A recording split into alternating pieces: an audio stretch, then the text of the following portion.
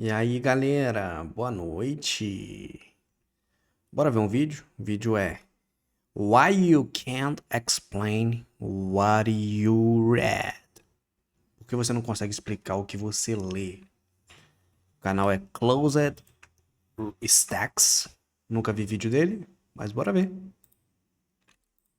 In 1996, a physicist at NYU named Alan Sokal convinced an academic journal to publish a paper that he had deliberately filled with a bunch of nonsense. He called the paper Transgressing the Boundaries Towards a Transformative Hermeneutics of Quantum Gravity.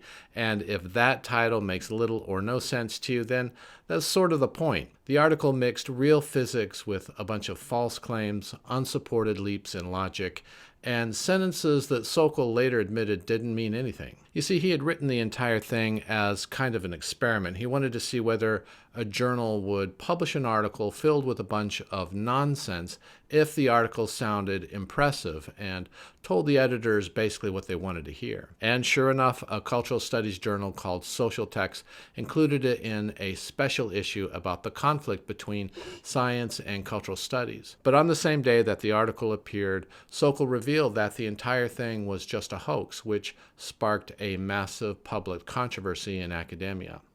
Now, to be fair, the editors of Social Text disputed what Sokal thought he had proven. They pointed out that their journal wasn't a peer-reviewed science journal, and they just wanted to treat it as an unusual contribution from a physicist trying to engage with their field. So, is this really a story of a bunch of stupid academics getting fooled?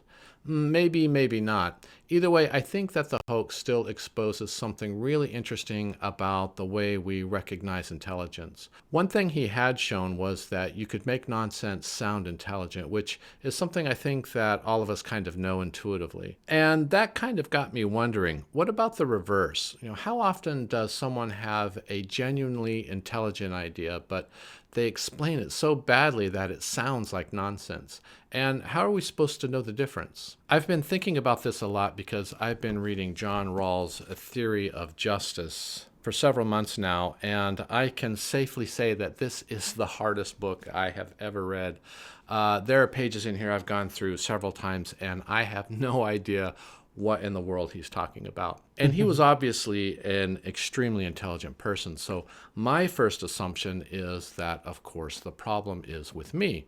But I have to wonder, after struggling with this book for so long, I can't help wonder how much of the complexity comes from the ideas themselves and how much comes from the author just not being able to explain them very well. Because as an educator, I know all too well that just because someone knows a subject really well, that doesn't mean that they're good at explaining it. Steven Pinker writes about this problem in his book, Sense of Style. He calls it the curse of knowledge, which is this idea that experts have difficulty imagining what it's like for someone else not to know something that they do, in fact, know. And so they have a tendency to overestimate a novice's understanding, and in the process, they skip important basic steps without really realizing it. There's a really simple experiment that illustrates this. It was conducted by a Stanford graduate student named Elizabeth Newton, and later became well known through Chip and Dan Heath's book, Made to Stick. So in this study, one person was asked to choose a really easy and familiar song like Happy Birthday. And then all they had to do was tap out the rhythm on the table so that another person could listen to the tapping and then just guess the song. Now, before they ran the experiment, they asked the tappers to make a prediction about how often the listeners would be able to recognize the song. And they guessed that the listeners would be able to get it right about half the time. But it turns out that when they ran the experiment, they were only able to identify 3 out of 120 songs that were possible, which is only about 2.5%. So the people tapping the song, they weren't able to put themselves in the listener's shoes, so to speak, because as they tapped, they could hear the melody in their heads. And so to them, at least, the answer seemed obvious. But of course, the listeners didn't have any melody in their head. And so all they really heard was this series of disconnected tapping sounds. And because the tappers weren't able to temporarily imagine what it was like not to know the song, they had a very poor sense of how little information they were actually communicating. And by the way, I should probably point out that when I say smart people, I'm mostly talking about people who have developed a lot of knowledge in a particular area, because intelligence by itself, it doesn't make someone an expert in everything. You know, a person could be really good at mathematics but know nothing about, for example, fixing their car. So this disconnect, it tends to happen when someone is working inside of a subject that's extremely familiar to them. And so what happens is, as people gain knowledge or just get better at doing something, they begin to process information more as whole patterns rather than as separate individual parts. You can see a really good example of this when you compare beginner and expert chess players. Beginners tend to think about their game and their strategy on the level of individual pieces or Mano, você deve estar se perguntando aí por que eu não falei nada até agora no vídeo. É porque eu não tô entendendo. Mesmo com legenda, tá? Sei lá, o assunto tá bem vago pra mim. Eu achei que teria mais contexto na minha cabeça, mas não. Não tenho nada, por isso que eu tô quieto. Moves. Quando você não tem nada pra fazer, quando você não tem nada pra falar, você fica quieto, entendeu? Assim que funciona. individual moves. But experienced players, they see several pieces and several moves together as a familiar arrangement. And so this allows really strong chess players to remember positions that are taken from actual games much better than beginners, because they're grouping the pieces into meaningful patterns rather than trying to memorize every piece and every move individually. And it's no different with something like reading. With enough practice, smaller steps like decoding word parts or syntax or grammar, punctuation, all of that becomes automatic. But those automatic steps are also harder to explain precisely because they've become so automatic, because you're no longer thinking about them anymore. And so you sort of take for granted how foundational but also essential they are. Now, so far, I've mostly been talking about experts who skip important steps without realizing it, but there is another way that smart people can end up sounding stupid. And that's when a person has a perfectly good idea, maybe even a brilliant idea, but then makes the language more complicated on purpose because they think, well, that's what they need to do in order to be taken seriously. They need to dress it up in big words or technical jargon. That's the same assumption that Sokal exploited in his experiment. And what's funny about that is that doing that can sometimes have the opposite effect. Daniel Oppenheimer conducted a series of experiments where readers evaluated different pieces of writing. Some versions of this writing used unnecessarily long and complex language. But other versions had the exact same ideas, only they were written more plainly using more basic vocabulary. And what they found is that when those ideas were genuinely good ideas, the writers who used the more complicated language, they were judged to be less intelligent rather than more intelligent. Now, that doesn't mean that every difficult book is written poorly, or that every idea can be reduced to a few simple sentences.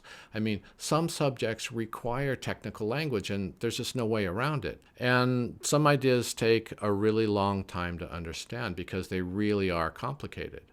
So certainly the reader has to show up, they have to put in the effort, but the writer has some responsibility here too. This relationship between the reader and the writer. Mano, o nome do vídeo é Por que você não pode explicar o que você lê? E aí eu tava com dificuldade em explicar o que eu tô vendo, tá ligado? Olha que loucura. Só que agora eu entendi. Ele tá falando que a dificuldade é quando você pega um livro, igual eu no meu caso, quando eu fui ler o Cortiço, eu abandonei, eu tenho que ler de novo. Eu abandonei, eu não consegui entender. Aí ele tá falando assim, quando você pega um livro e você não consegue explicar sobre o livro, você não consegue entender, você tem que ficar lendo, relendo, pode ser que o livro foi escrito mal escrito, mas também você tem que olhar pra dentro de si e falar, pô, será que eu tô colocando muito esforço pra entender ou não tô colocando esforço nenhum? Talvez o problema é de você mesmo. E com o Cortiço, eu tenho certeza que o problema foi em mim. O livro era desgastante pra entender, pra eu compreender, só que eu não coloquei mais esforço, entendeu? Então não adiantou. Ficou no platô. Então é isso. Comecei a entender o vídeo, tá? Chegou na metade do vídeo, metade pra frente. Na verdade, faltando 1 minuto para 1 minuto e meio, talvez. 1 minuto e meio pra para finalizar. Eu tô entendendo o vídeo. Writer is expressed really well in Adler and Van Doren's How to Read a Book. Ah, eu já vi sobre esse livro, como ler um livro. A gente já assistiu um vídeo sobre isso. So to explain this, they use a baseball analogy. The writer is the pitcher, the writing is the ball, and the reader is the catcher. Now, of course, the catcher, or the reader in this case, they have to be active. They have to pay attention and make the effort to catch whatever writing is being thrown at them. But the pitcher, or the writer, still needs some control. If the ball is thrown 10 feet over the catcher's head, it doesn't matter how much effort the catcher makes. They're not going to be able to catch it. This also reminds me of a famous exchange between William Faulkner and Ernest Hemingway. Faulkner once criticized Hemingway by saying that Hemingway never used any words that made the reader need to consult a dictionary. And Hemingway is reported to have said, "Poor Faulkner, does he really think big emotions come from big words? He thinks I don't know the $10 words. I know them all right. But there are older and simpler and better words, and those are the ones I use." In fact, Hemingway's simple and clear writing style has been emulated, perhaps more than any other American writer.